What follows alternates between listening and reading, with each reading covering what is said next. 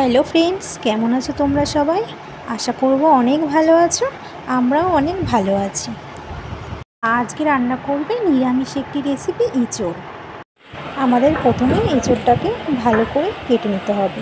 একটা বড় সাইজের এঁচোড় নিয়েছি, তো পুরোটা দেব না, তো অর্ধেকটা কেটে নেব। আমি এঁচোড়টাকে প্রথমে ভালো করে কেটে নিয়েছি। আমাদের এখানে এঁচোড় কাটা হয়ে গেছে। প্রথমে এঁচোড়টাকে একটু লবণ, একটু হলুদ, সর্ষের তেল দিয়ে ভালো করে সেদ্ধ করে নিতে হবে। আমরা এখানে গ্যাসে হালকা আঁচে একটু সেদ্ধ করে নেব। তেলটা দিয়েছি এর জন্য যাতে এঁচোড়ের আঠাটা পাততে না লাগে। এবার আমরা এঁচোড়টাকে ভালো করে সেদ্ধ করে নেব। আমাদের এঁচোড় সেদ্ধ হয়ে গেছে। এবার আমরা এঁচোড়টাকে একটি পাত্রে নামিয়ে প্রথমে জল ঝরিয়ে নেব। তো আমরা এখানে এঁচোড়টাকে ভালো করে একটি ঝুড়িতে জলটাকে ঝরিয়ে নেব ভালো করে। আমরা এখানে এঁচোড়ে দেওয়ার জন্য আলু কেটে নিয়েছি, দুটো বড় সাইজের আলু টুকরো করে কেটে নিয়েছি, দুটো টমেটো কুচি, একটু ক্যাপসিকাম, আদা কুচি নিয়েছি, 5-6টা মতো কাঁচা লঙ্কা নিয়েছি মশলার জন্য। আমরা এবার মিক্সিতে পেস্ট করে নেব।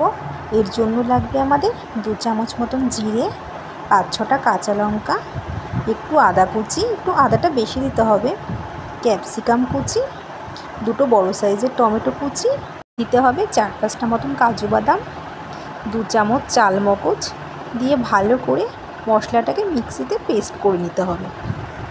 আমাদের এখানে মশলাটা তৈরি করা হয়ে গেছে। একটি কড়াইতে পরিমাণ মতন তেল দিয়ে ভালো করে তেলটিকে গরম করে নিতে হবে। আমাদের এখানে তেলটা প্রায় গরম হয়ে এসেছে। এবার ফোড়নের জন্য এর মধ্যে অ্যাড করতে হবে 1/2 চামচ জিরে, একটা শুকনো লঙ্কা, 2 থেকে 3টে তেজপাতা দিয়ে ভালো করে নেড়ে নিতে হবে। আমরা এখানে খুন্তি দিয়ে তেলটাকে ভালো করে নেড়ে নেব। ফোড়নের গন্ধটা একটু বেরিয়ে গেলে ওর মধ্যে টুকরো করে রাখা আলুগুলিকে দিয়ে দিতে হবে। আমরা এখানে এক এক করে আলুগুলিতে কড়াইতে দিয়ে দিচ্ছি। এরপর ভালো করে আলুগুলিকে লাল লাল করে ভেজে নিতে হবে। আমরা এখানে আলুগুলিকে লাল লাল করে একটু ভেজে নেব। আলুগুলি একটু ভাজা ভাজা হয়ে গেলে ওর মধ্যে একটু লবণ, একটু হলুদ দিয়ে ভালো করে নেড়ে নিতে হবে। আলুগুলি ভাজা হয়ে গেছে প্রায়। এবার আমাদের ওর মধ্যে পেস্ট করা মশলাটা দিয়ে ভালো করে নাড়াতে হবে। আমরা এখানে আলুগুলিকে মশলার সঙ্গে ভালো করে মিশিয়ে নেব। এবার এর মধ্যে অ্যাড করতে হবে স্বাদ অনুযায়ী লবণ, একটু হলুদ দিয়ে ভালো করে নাড়াতে হবে। নাড়িয়ে ভালো করে একটু কষিয়ে নিতে হবে। আমরা এখানে মশলাটিকে আলুর সঙ্গে ভালো করে মিশিয়ে একটু কষিয়ে নেব। একটু কষা কষা হয়ে গেলে এর মধ্যে অ্যাড করতে হবে লঙ্কার গুঁড়ো। লঙ্কার গুঁড়োটা দিয়ে আর একটু ভালো করে নাড়িয়ে নিতে হবে। এবার এর মধ্যে অ্যাড করতে হবে আমরা যে মশলাটি করেছিলাম ওই মশলা ধোয়া জল দিয়ে ভালো করে নাড়াচাড়া করতে হবে।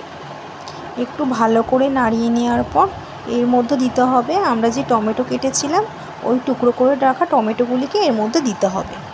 এবার একটু কষিয়ে নেওয়ার পর ওর মধ্যে অ্যাড করতে হবে 1 চামচ মতন ধনে গুঁড়ো দিয়ে ভালো করে আলুর মধ্যে দিয়ে ভালো করে মিশিয়ে মিশিয়ে কষাতে হবে। আমরা এখানে মশলাটাকে ভালো করে আলুর সঙ্গে মিশিয়ে ভালো করে নেড়ে নেড়ে কষাতে হবে। আমরা এখানে ভালো করে কষিয়ে নিয়েছি। আমাদের কষানো হয়ে গেছে প্রায়। 5 মিনিটের জন্য ঢাকনা দিয়ে রেখেছিলাম। ঢাকনাটা তুলে আবার ভালো করে নাড়াতে হবে। এবার এর মধ্যে অ্যাড করতে হবে 2 চামচ মতন টক দই। টক দইটা দিয়ে ভালো করে নাড়াতে হবে, মিশিয়ে মিশিয়ে নাড়তে হবে যাতে মশলাটার সঙ্গে ভালো করে মিশে যেতে পারে টক দই। এবার সেদ্ধ করা এঁচোড়টাকে আমাদের আস্তে আস্তে কড়াইতে দিয়ে দিতে হবে। আমরা এখানে সেদ্ধ করা এঁচোড়টাকে কড়াইতে দিয়ে দিয়েছি। এবার আমরা ভালো করে একটু নেড়ে ভালো করে কষিয়ে নেব। আমাদের এখানে এঁচোড়টা ভালো করে নাড়াচাড়া করে নিতে হবে। এবার এঁচোড়ের মধ্যে সামান্য একটু চিনি দিতে হবে। নিরামিষ এঁচোড় তো একটু মিষ্টি মিষ্টি হলে বেশ খেতে ভালো লাগে। আমরা এখানে চিনি দিয়ে দিয়েছি। এবার ভালো করে একটু খুন্তি দিয়ে নাড়িয়ে নেব। এবার এর মধ্যে অ্যাড করতে হবে একটু উষ্ণ গরম জল। উষ্ণ গরম জল দিয়ে একটু ভালো করে আমাদের এঁচোড়টাকে আর একটু নাড়িয়ে নিতে হবে।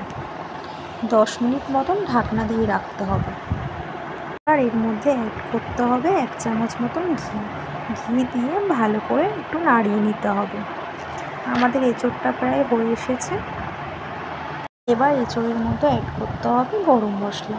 আমরা বাড়িতে গুঁড়ো করে রেখেছিলাম, ওই গুঁড়ো মশলাটাকে এঁচোড়ের মধ্যে দিয়ে দেব।